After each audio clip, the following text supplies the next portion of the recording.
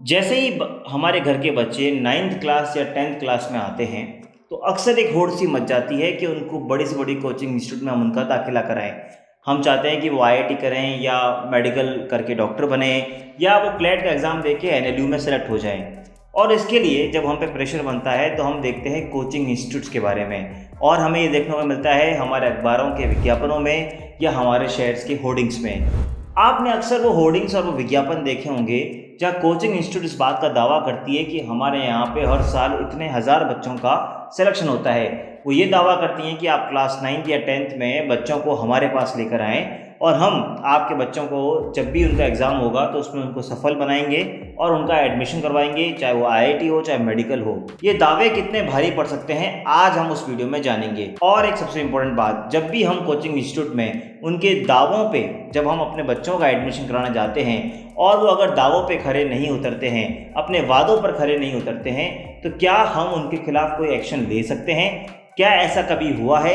क्या consumer court में जाकर आप कोचिंग इंस्टीट्यूट के खिलाफ कंप्लेंट कर सकते हैं कि जब मैंने अपने बच्चे का एडमिशन कराया तो उन्होंने मुझे इतने वादे किए, उन्होंने ये वादे पूरे नहीं किए और मुझे पूरी फीस वापस चाहिए?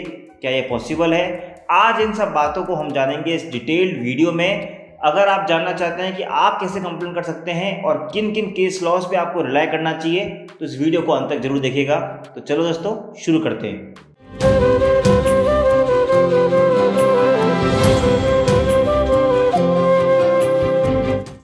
नमस्कार, मैं हूं एडवोकेट नमन मोहनोद और आप देख रहे हैं लीगल शॉर्ट्स, वो चैनल जो आपको देता है कानून से जुड़ी हर छोटी से बड़ी जानकारी।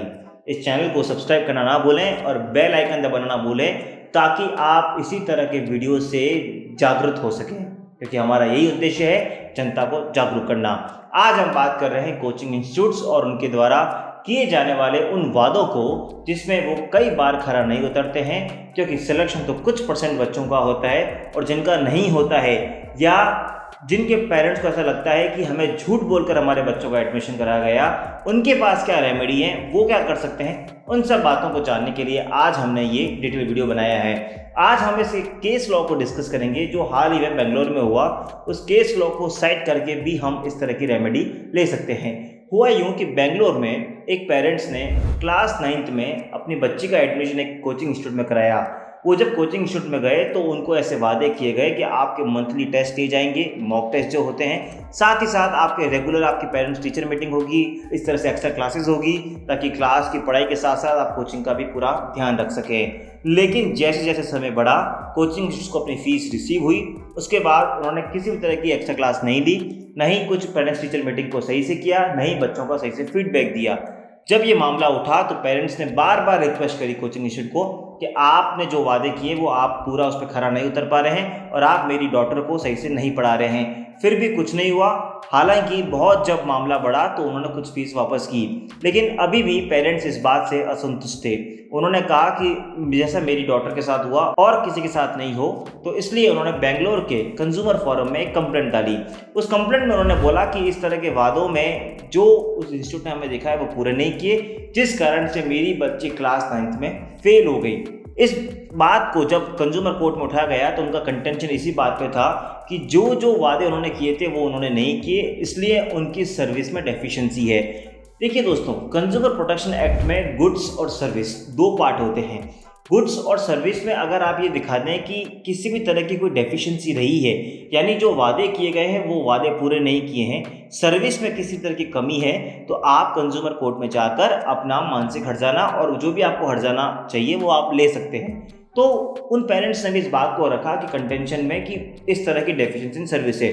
हालांकि कोचिंग इंस्टीट्यूट की तरफ से एक बात ये आई, उन्होंने बोला कि नहीं ऐसा नहीं है, हमने सब कुछ फॉलो किया है और कंज्यूमर कोर्ट के अंदर कोचिंग इंस्टीट्यूट को सुनने का कोई क्षेत्राधिकार नहीं है, क्योंकि कोचिंग इंस्टीट्यूट डेफिशिएंसी सर्विस में भले ही आते हों लेकिन वो कंज्यूमर प्रोटेक्शन एक्ट के दायरे से बाहर है। दोनों पक्षों को सुनने के बाद कंज्यूमर फोरम इस नतीजे पे पहुंची और कहा कि कंज्यूमर प्रोटेक्शन एक्ट के दायरे में कोचिंग इंस्टीट्यूट आती है। उन्होंने मनु सोलंकी नाम के जजमेंट का हवाला दिया, उस केस की लिंक मैं आपको नीचे डिस्क्रिप्शन बॉक्स में दे रहा हूँ। आप अगर उस केस के बारे में पढ़ना चाहें तो आप पढ़ सकते हैं। मनु सोलंकी केस में साफ साफ बोला गया कि जो स्कूल्स हैं वो तो इस दायरे में नहीं आते हैं, लेकिन जो कोचिंग इंस्टीट्यूट्स हैं वो कंज्यूमर प्रोटेक्शन एक्ट के दायरे में आती है, क्योंकि वो एक तरह का बिजनेस बन चुकी है। मनु सोलंकी नाम के जजमेंट पे रिलाई करते हुए कंज्यूमर कोर्ट ने बोला कि जो कंप्लेनेंट है वो इस बात को प्रूव करने में सफल हुए हैं कि जो इंस्टीट्यूट है उसने सर्विस में डेफिशिएंसी की है, वो उनकी बच्ची को प्रॉपर पढ़ाने में असमर्थ हुए हैं। इसलिए हम ये डायरेक्शन देते हैं कि उनको पूरी फीस वापस की जाए, वो भी लिटिगेशन कॉस्ट के साथ साथ और वो भी प्रॉपर इंटरेस्ट के साथ साथ। तो इस केस के बाद अब एक पूरे देश में एक नई क्रांति सी उठ गई है, क्योंकि अब अगर जिनके पेरेंट्स के बच्चे फेल हो जाते हैं या जिनको ऐसा लगता है कि कोचिंग इंस्टीट्यूट ने उनको बराबर नहीं पढ़ाया है, तो वो अपने संबंधित जिले में जाकर कंज्यूमर कोर्ट में जाकर उसके खिलाफ केस कर सकते हैं। अब बात करते हैं कि कैसे किया जाए। अगर आपको लगता है कि आपके साथ भी ऐसा हुआ है और कोचिंग इंस्टीट्यूट ने जो वादे किए हैं वो पूरे नहीं किए हैं, जिस कारण से आपको प्रॉपर रिजल्ट नहीं मिला है, तो मेरी ओपिनियन में सबसे पहले आपको एक कंज्यूमर डिस्प्यूट का नोटिस उनको भेजना चाहिए, ताकि आप अपनी बात से उनको अवगत करा सकें। नोटिस भेजने का ये फ़ायदा होता है कि क्या पता आपकी बात को वो मान जाएं और आपका पैसा रिफंड कर दें, जिससे आपको कोर्ट में जाने का खर्चा नहीं उठाना होगा और आपको अननेसेसरली टाइम भी वेस्ट नहीं करना होगा। अगर आप चाहते हैं कंज्यूमर डिस्प्यूट नोटिस को ड्राफ्ट करवाना, तो मैंने नीचे उसकी भी लिंक दी है। आपकाकंसर्न.com के प्रोफेशनल्स उसको बहुत ही अच्छी तरीके से ड्राफ्ट करते हैं। अब बात आती है नोटिस भेजने के बाद क्या करें। नोटिस भेजने के बाद अगर आपको सेटिस्फैक्टरी जवाब नहीं मिलता है तो आप अपने ज़िले की कंज्यूमर कोर्ट में जाएं, वहाँ पे ये कंप्लेंट पेश करें, कंप्लेंट के साथ जो भी रिक्विजिट कोर्ट फीस होती है वो भरें, साथ ही साथ वो सारे दस्तावेज लगाएं जो आपको लगता है ज़रूरी है, लाइक एडमिशन का जो ब्रोशर उन्होंने दिया था, आपने जो फीस जमा कराई उसकी रिसिप्ट, ये सब जमा कराने के बाद आप कोर्ट में अपनी बात कहें। मुझे पूरी उम्मीद है कि आपको भी रिलीफ मिलेगा अगर आपके साथ इस तरह का कोई इनजस्टिस हुआ है। मुझे पूरा विश्वास है कि इस वीडियो से आप जागरूक हुए होंगे और आगे से आप इस बात का ध्यान रखेंगे कि कोई कोचिंग इंस्टीट्यूट अगर गलत वादे करके आपसे आपकी मेहनत की कमाई लेती है तो आप भी उसके खिलाफ आवाज़ उठा सकते हैं। मिलेंगे अगली बार फिर किसी इंफॉर्मेटिव वीडियोज़ के साथ। तब तक के लिए जय हिंद, जय भारत। क्या हाथ तो दिखाओगे नहीं दिखाओगे? अब दिख रहा है, थोड़ा पीछे हो जाओ।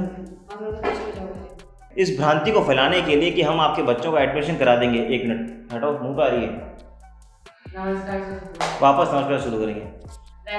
हो गया, कर दो ऑफ। पारी हो रही है।